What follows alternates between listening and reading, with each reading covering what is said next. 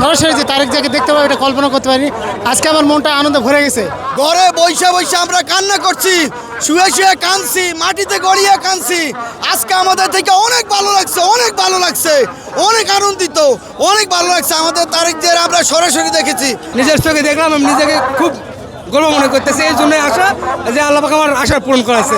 Cube হোল্ডিংসের গল্পে সেই রেখাটি আঁকা হয়েছিল আজ থেকে 1 যুগ আগে। নকশাই আমাদের ভাষা। Cube holdings limited.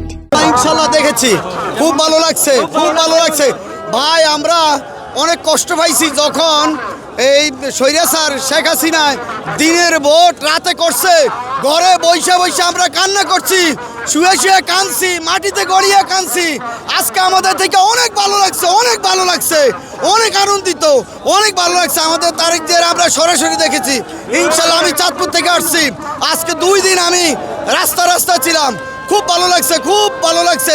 আমরা সবাই আনন্দিত। ইনশাল্লাহ ইনশাল্লাহ আমাদেরকে আরো ভালো একটা ফলন পাইয়ে দিব, এই দেশের জনগণও দিব। ইনশাল্লাহ আমরা বিপুল ভোটে ধানের শীষ পাস করবো ইনশাল্লাহ ইনশাল্লাহ। অনুভূতি তো বলার মতো না, কারণ যখন উনি আমাদের সামনে আসছে তখন আমাদের দিকে মেনলি ফোকাস করছে, তখন উনি হাত নাড়িয়েছে, যে আমাদের দেশনীতি হাত নাড়ে। তো অনুভূতি বলার মতো কিছুই নেই, মানে সবাই ইমোশনাল হয়ে পড়ছে।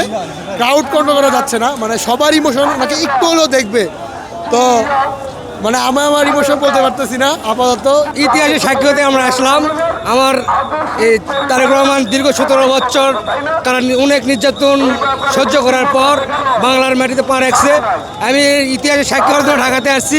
আমি নিজের চোখে দেখলাম। আমি নিজেকে খুব গর্ব মনে করতেছি, এই জন্য আশা যে আল্লাহ পাক আমার আশা পূরণ করেছে। আমি নিজের চোখে দেখছি এবং আগামী দিনের বাংলাদেশের প্রধানমন্ত্রী ইনশাআল্লাহ বাংলাদেশের দেশ নায়ক তারেক রহমান হবে ইনশাআল্লাহ। আমি নিজেকে আজকে খুব গর্বিত। আমি গতকাল আসছি, সরাসরি যে তারেক জিয়াকে দেখতে পাবো এটা কল্পনা করতে পারিনি। আজকে আমার মনটা আনন্দে ভরে গেছে।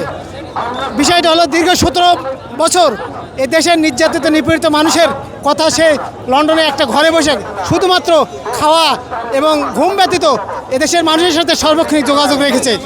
আজকে তিনি স্বদেশে আসার পরে আমার মনে অত্যন্ত আনন্দ লাগতেছে এবং আরও আশাবাদী আগামী যে নির্বাচন আসতেছে সেই নির্বাচনে তারেক জিয়া বাংলাদেশের প্রধানমন্ত্রী নেতৃত্ব দেবে এবং দেশকে একটি মডেল এবং উন্নয়ন বিশ্ব সাথে তাল মিলে নিয়ে যাবে, এই আশা ব্যক্ত করতেছি।